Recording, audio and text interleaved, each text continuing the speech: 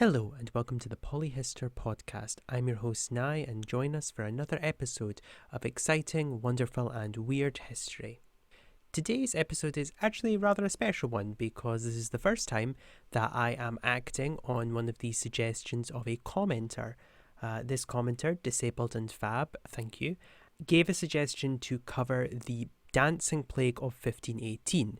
Now I was familiar with this from the copious amounts of media that is put up about it because it is a very fascinating topic. However, I slightly bent the recommendation because I thought it would be more interesting to cover what was referred to as choreomania, or dancing plague in a more grand sense, because this was something that went on for several hundred years, popping up intermittently in the timeline. And I think it's more interesting trying to understand it in a much broader scope than looking specifically at the 1518 plague. However, I will be covering that because it is one of the most extensively covered incidents of this.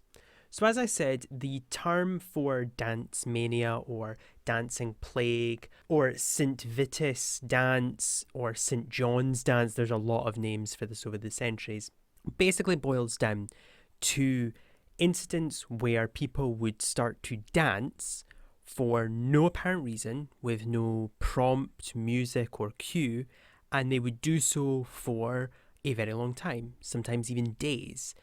And they would often do it to the harm of themselves, injuring themselves, exhausting themselves, and causing distress for those around them. And I'm going to spoil the ending a little bit here, so apologies, but there isn't actually a conclusive answer to why this happened. So what I'm going to do is I'm going to go through the timeline. I'm going to talk about different aspects of it across Europe, because it really is only recorded in Europe. And then when we get to the end, we're going to talk about what experts and historians think is the most probable causes, and we'll kind of compare and contrast them. And for a bit of fun, you can talk in the comments about which ones you think are more interesting or less interesting or more plausible or less plausible. So, as I said, this went on for centuries. The earliest accounts go back to the 7th century, and they begin to taper off rather abruptly in the 17th century.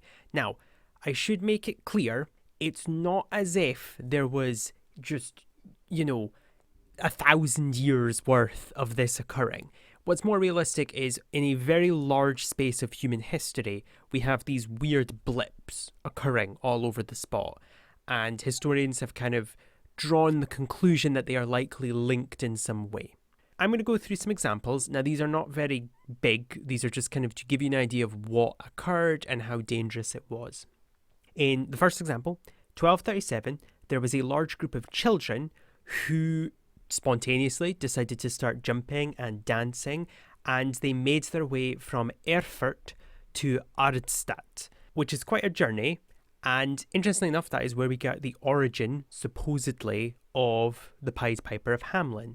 Another example was in 1278, where 200 people started dancing on the River Meuse Bridge, which actually caused the bridge to collapse, causing many people to fall into the river. Now, I couldn't get records on how many people died. It did talk about many survivors, so I think it wasn't too dangerous, thankfully. But interestingly enough, when they did fall into the river, they were apparently fully healthy. No more dancing, no more uncontrollable fits of joy. Another would be that of 1374. Now, this was one of the very large ones, one that's not talked about very often, which had outbreaks in the modern-day borders of the Netherlands, Germany, Italy, Switzerland. And these were pretty much lots, again, of blips of communities having dancers and revellers. Another example would be that in 1418, where in Strasbourg, rather than dancing, people began just fasting randomly. Now, having a look into this, the reason this is clumped together is due to the abrupt nature of it occurring, the seeming unrelatedness of it having anything to do with any festival or religious sermon, and also how it affected groups of people, which we're going to get into in a minute. But this is a good point to talk about the fact that while Dance Mania was typically focused on dancing, There are other accounts of people, for example, stripping naked, getting on all fours and barking like dogs, having strange aversions to certain colours. So it's a lot more complicated than just people started having a jig with no music. And finally, one that I think is rather sad is in 1428 in Schaffhausen, where a monk on his own danced to death, which, I don't know, I just feel really sad for that guy, because all the other ones, they have these big congregations, and there's just this one monk just dancing on his own. But we have come now to the big one. July 1518 to September of that year, there was the Dancing Plague of 1518. It initially started with a woman. Now, a lot of sources, both those that you'll see contemporaneously and those now, will refer to this woman as Frau Tropha. Now, Frau just means lady in German, so Lady Tropha. The thing is, some contemporary sources don't refer to her by name. They just say an unknown woman. Most of the sources do refer to her as this, but it's worth noting that in some sources they just, for whatever reason, don't know her name. Bearing in mind how information travelled at this time, it's possible that they just had not been informed what her name was, or heard the story by chance and didn't catch the name. Now, this was, as I said, one of the most well-documented cases of it, and we have lots of things like sermons, religious chronicles, physician notes, and even things that the Strasbourg City Council was issuing to deal with the situation. Now, the number ranges of how many people were affected, but it's roughly between 50 and 400. So pretty big range, but regardless, it would be quite a terrifying situation to see take forth. Now, another thing that's a little bit iffy is if people died or not. Some sources claim they do, and some sources claim they don't, and some sources just kind of shrug and go, I don't know, probably, and don't give any numbers. So it's kind of difficult to work out where and how lethal this was. However, having gotten all that out of the way, here are the things that we do know with a degree of certainty. So we know that they danced around St. Vitus's chapel. And St. Vitus is a figure that pops up a lot when talking about this issue. He is often at the centre of a lot of these dancings because it is his religious iconography that people seem to gravitate towards. Hence why at the start I said that one of the names for it was St. Vitus's dance. As I said at the start, dancing for several days, months, weeks, whatever, is not good for your body, and things like broken ribs, exhaustion, bleeding feet, these were all reported at the time, and this actually caused a lot of problems. Now, what you also have to bear in mind is that, interestingly enough, our ancestors were not completely stupid when it came to dealing with these problems, bearing in mind that these communities would have weathered the great plagues of, say, the Black Death and various other ailments and illnesses. And they understood on a simple level ways that you could nullify or at least reduce the threat of spreading a disease. For example, they understood how quarantine worked. Again, it was very rudimentary. Side note, if you ever read about the Black Death, they used to basically take all the people that were infected with the plague and put them in a building and then paint a big red cross on the building and then lock it. And that was their quarantine. So I don't want to give them too much credit, but as I said, credit where it's due, they understood that being around sick people or people that weren't well could make other people unwell. Either that, or they just didn't want to see people being sick. But they did attempt at first to try and quarantine the dancing people. Now this didn't help, and they tried other solutions. One was to bring in musicians, because they thought, okay, well, if they're dancing, but they're not dancing into any music, maybe the musicians will help alleviate the strain. And apparently it did not help things. It actually made things significantly worse. Research into this social phenomena has shown something rather interesting. What's often portrayed when we think about this plague and various others like it is that it was a small community hit by this strange urge to dance. But that's not actually how it happened. What was more the case was people would travel from place to place doing the jigs and actually have people join them, and that's how this spread. Yes, Strasbourg was the epicenter of this, but people came and went, and the dancing plague would spread in that fashion. Now, obviously, we don't talk about this on the same level as the Black Death, obviously, so it did not spread to the ridiculous sense that it did. However, it is worth noting, because I think people, when they think about this, think of them as these small, static events that didn't happen.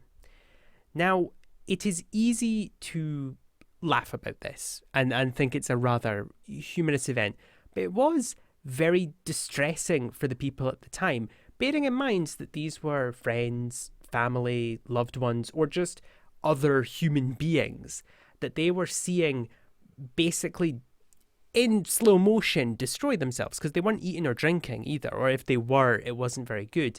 And the few that perhaps were passing out with ecstasy were not actually, speaking coherently or acting in a fashion that would be able to be, nice to see. And I think when we talk about this, it does get a little bit clickbaity and a bit like, haha, everyone had the fever to dance. And I think that kind of dilutes what actually happened for these people. Now, I would like to make a slight detour and talk about another sort of dancing condition that was also occurring at Europe within roughly the same time span, which is known in Italy as Terrantism. Now, you may have heard of Terrantism. It is another example of dancing sickness. However, Terrantism has a slightly more specific mythology, let's say. So it seemed to originate in southern Italy, and it apparently came from the idea that if you were bitten by a tarantula or a scorpion, although I've only ever seen people talk about like tarantulas, so I don't know where the scorpion fits into it, you need to dance to get the venom to cure you of it. I am going to say this now, as someone who did study zoology and knows a fair bit about biology. The one thing you shouldn't do if you have any type of toxin, especially venom, in your bloodstream, is jump around and do lots of movement that's going to encourage your heart to beat faster, because all it's going to do is pump the venom around your body quicker. What also needs to be made clear, zoologist fact, the two potential spiders, because obviously when these texts were written, people weren't very clear on what the spiders were. The two potential candidates are Lycosa tarantula, which is a type of wolf spider, not a tarantula, because in ye olde times, and even up to like Linnaeus when he was making the tree, they just called spiders tarantulas without the real taxonomic difference. Or the Mediterranean black widow, Latin name Latrodectus tredcigutatus. Woof. Oh, God, my Latin is terrible sometimes. Now, should note, with the venom strengths, your Leucosis tarantula, not a threat. The wolf spider's venom is designed for killing other insects. They're called wolf spiders because they chase down their prey. It cannot hurt people. It would take a lot to even kill a small mammal or reptile, and yeah, they mean no harm to people. You have to really harass them to bite you, and you're going to live. You have no risk to yourself. The Mediterranean black widow, little bit more threatening. If you were bitten by one, you would fucking know about it because it's very painful. But once again, this is an organism that is trying to hunt other smaller invertebrates. It's not trying to kill humans. What a lot of people don't recognize with venom is its primary goal is to catch prey, and killing things that try to eat it are, it's a nice bonus. But these animals don't just walk around with this much toxicity in them for simply self-defense, at least when it comes down to venom that is being injected. However, people believed that if you were bitten by one, that you should dance. And actually, the Tarantella dance is a legitimate dance in Italy, which has connections to Terrantism, but itself has kind of morphed into its own form of celebration. Now, it was originally described in the 11th century and had kind of peaks throughout there. It disappeared at roughly the same time as our dancing mania, our dancing plague. However, interestingly enough, there were some very slight peaks much later in the century, even going into the 20th century in 1959. And this actually helped a little bit because we were able to have specialists talk to the people and kind of get an impression of why they felt compelled to do this. And again, something that we notice is that it's not simply limited to a frenzied dance. What they do notice is the fact that there were things like vomiting and wails of great pain and fainting and crying, and people didn't really know how to deal with it. They just identified it as Terrantism. There were things like trying to sweat the venom out or taking antidotes, but what they found was the only remedy was music. And as I said, that does not align with how venom works, but whatever. They also found that it was particularly hot summer days that seemed to cause Terrantism, or rather, there was a connection between them. And again, to be fair to the people that came before us, they did attempt to kind of understand this from a somewhat scientific perspective. They would, record the illnesses that were caused. They would try and take notes on the symptoms that they saw. They tried to get eyewitness accounts on what people were doing. So yeah, I think you could make the argument that they were trying to understand what was causing this, because I want to really reinforce this. While this sounds funny, it was very distressing for people to see potential friends, family meet this fate. Interestingly enough, and I think this is interesting, they didn't like the colour black when they were in this frenzied state, whereas sufferers of dance mania often didn't like the colour red. Again, I couldn't find the rationale for this, but I think it's rather interesting. With all this in mind, we have two kind of strange sicknesses, let's call them, that are raging across several centuries. And a very big question lands on the doorstep. How on earth did these come about? And as I said, spoiler, we don't know, but here are the best guesses that I have seen. So at the time, and I think it is worth talking about what people thought it was at the time, they thought it was possession, demonic possession. I'm going to say, as a man of science and reason, I think it's probably unlikely that it was demonic possession. I would say it's quite unlikely, actually. However, that was what they thought. Another one was hot blood.